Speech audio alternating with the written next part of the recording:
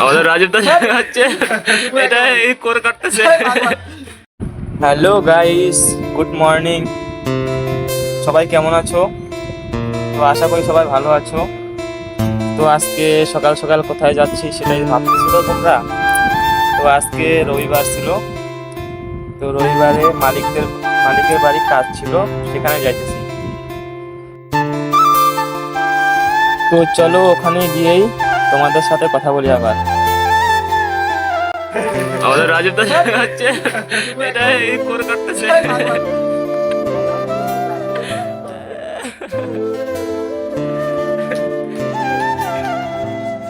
আজকে আমরা মনে করো রবিবারে আসছি তো কাজ করতে, মানে মালিকের বাড়ি আসছি কাজ করতে আমরা।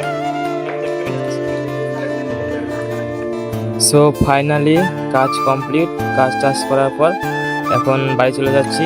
তো পরে দেখা হবে নেক্সট ব্লগে। Bye bye.